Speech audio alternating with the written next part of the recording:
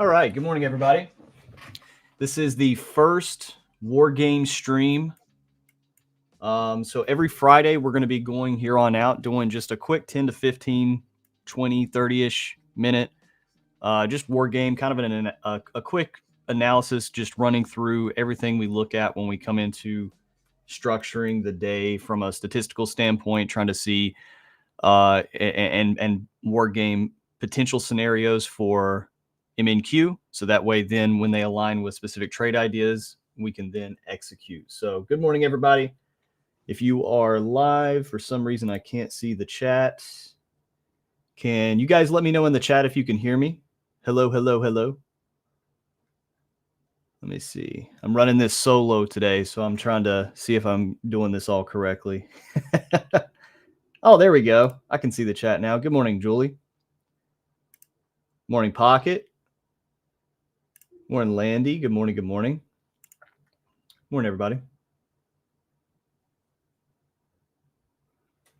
All right, so make this really quick and easy.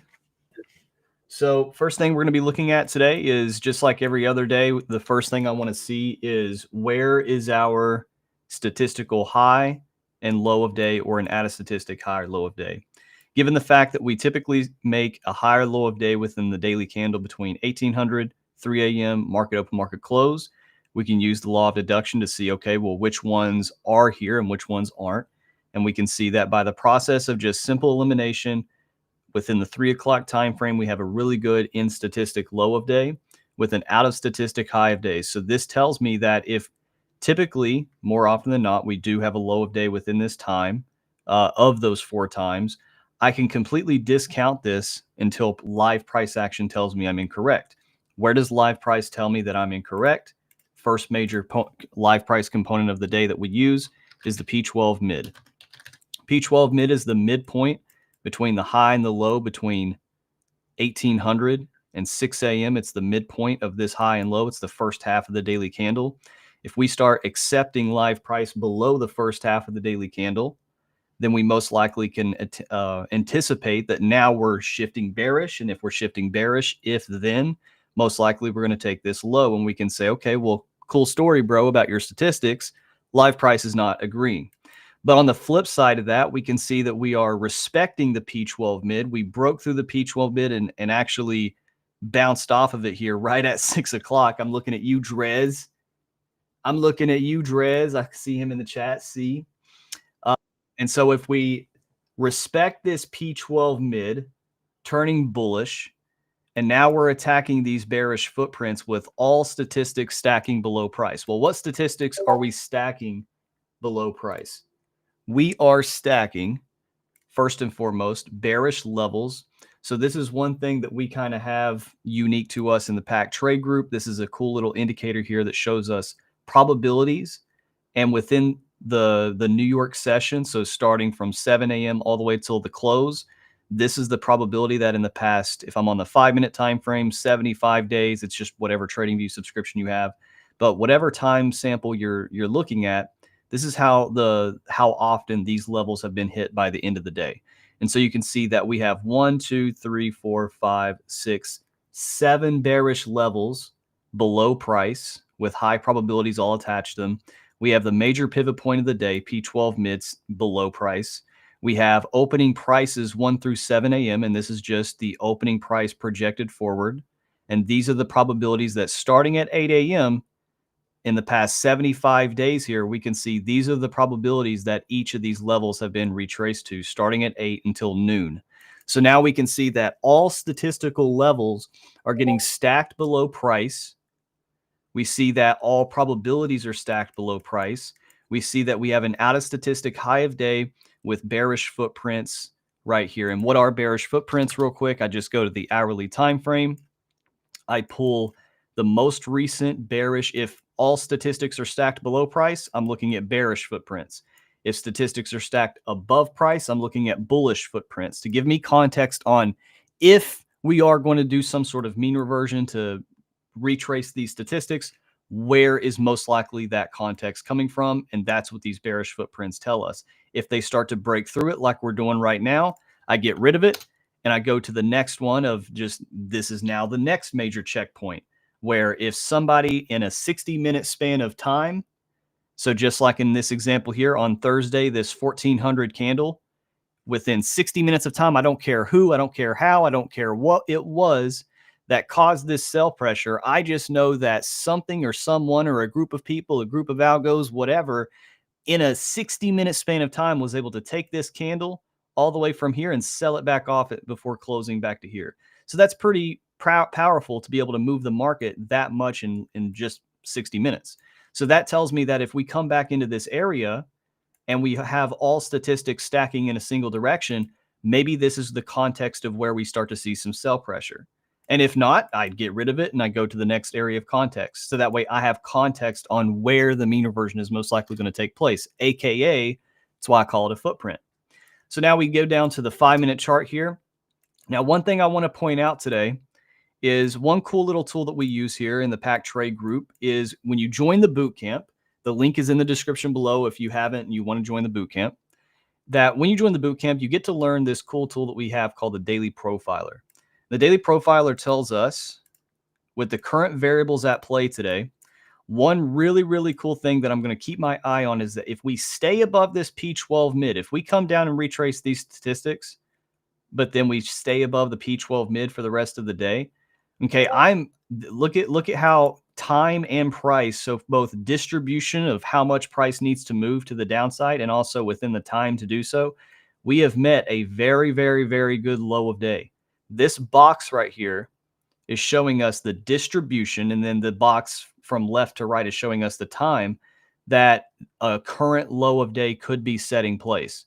So it's pretty cool to see that this is both meeting the distribution almost to the tick. We have just a little bit past the box, and also time that if this is going to be a long true, which we're setting up to potentially go long in New York 1 already, this could be the low of day. And so what does that tell me?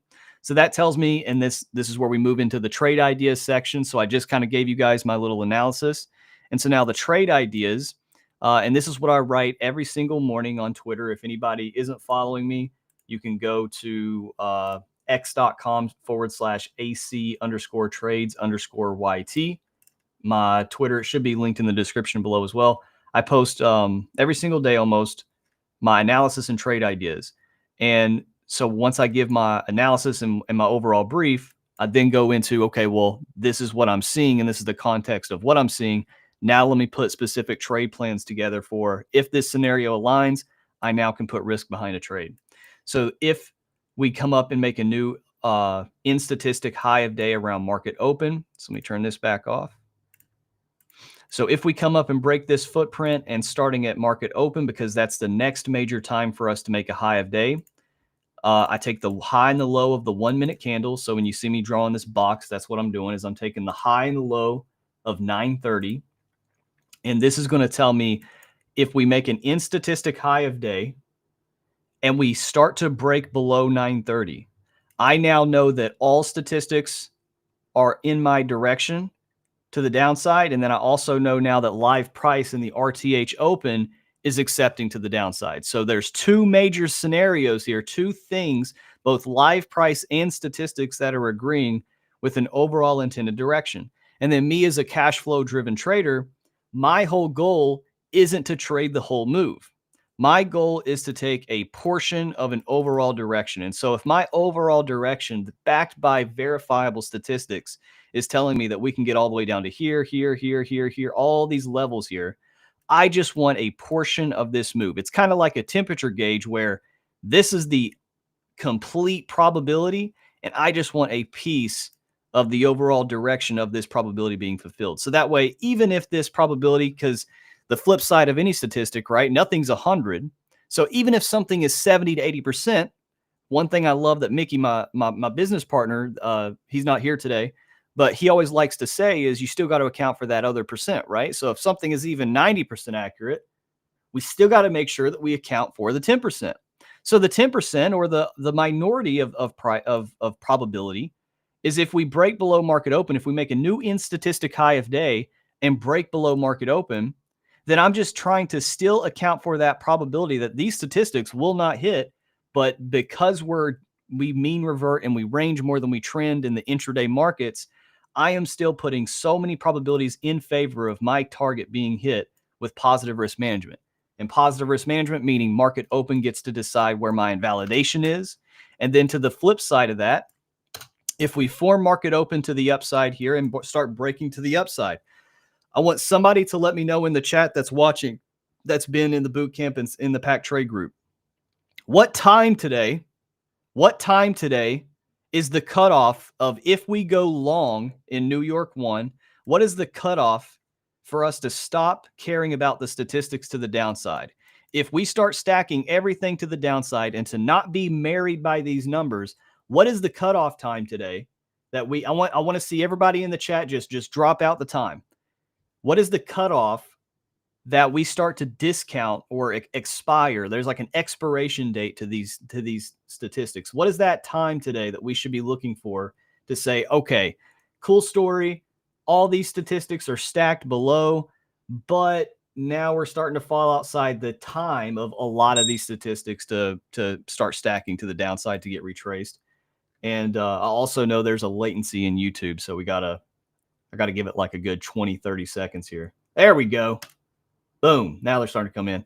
Tony, 10:30, right? So 10:15, 10:30, anywhere around that time, we know that the majority of the statistics with midnight open, we got midnight open right here, this yellow line. We have P12 mid. We have the London OU. If I turn the daily profiler back on, we have London OU down here.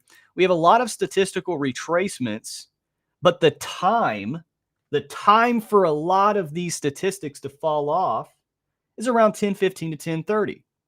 Now, specifically today, it could be a little bit later. I see Daniel and Embark saying 11:30 to 11:45 in the chat. And so if that is true, if that is specific to the day, guys, just let me know if you want to clarify it in the chat if you guys are saying a little bit of a lower pushback time because of the day from the daily profiler, and I can highlight that.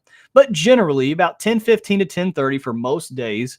If midnight open has still failed, if live price is failing to even make a motivation to come to midnight open, to make a motivation to come to P12 mid, to come back to retrace a lot of these statistics, we can have a pretty good probability, because that's what we do as traders. We operate off of probability, not guarantees, not predictions, not certainties, but probability, that if by 10:15, and I tell people this all the time, you can just simply draw a vertical line here and put it on your chart at 10:15.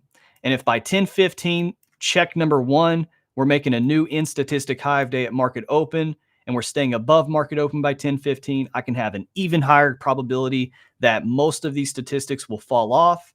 Most likely they're not getting retraced, and I can shift my eyes to the directional DMPD WP style movement we call directional with pullback or directional non-pullback, where we can start to see some sort of movement and attack this in stat weekly high, which is the final thing I want to touch on today. Statistically within the week, what is one cheat code? This is the final question I have for the live chat. What is this? What is the importance and significance by Friday with the weekly highs and lows? That is the final thing I want to ask the chat. And while I'm waiting for the answers to come through, because we got like a 20 to 30 second delay, the final thing that I want to touch on here is with this final bearish footprint. These footprints allow me, like I said before, to give me context on where this bearish momentum, sell pressure, I don't care what word you call it, because we all know none of us know the true meaning of it.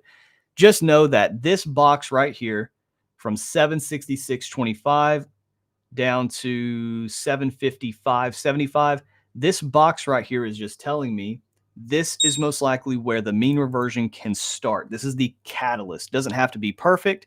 It's just this is where I can start to put my eyes towards to see both, are we going to make a good in statistic high of day starting at market open? And also, is this the catalyst to where we're starting to see some sort of rejection and a failure to continue to the upside? New York 1 ends at 11. Oh, you were talking about the end of New York 1, Diaz. Okay. I was asking the cutoff as far as time for these statistics to be retraced. So I see what you were saying. So yeah. And Tony was correct. Yeah. 10:15 to a 10:30 is roughly what we can anticipate. I don't see anybody saying this in the chat, so I'm gonna answer it here. And that's when it comes to the statistics of the weekly highs and lows.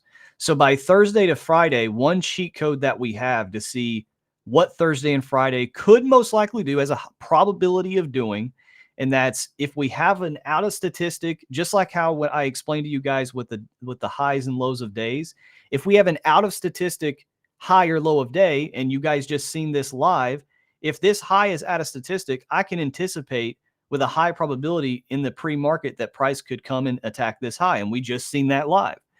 The same thing is fractally true for the weekly candle. The weekly candle, we typically make a weekly low on a Monday or Tuesday.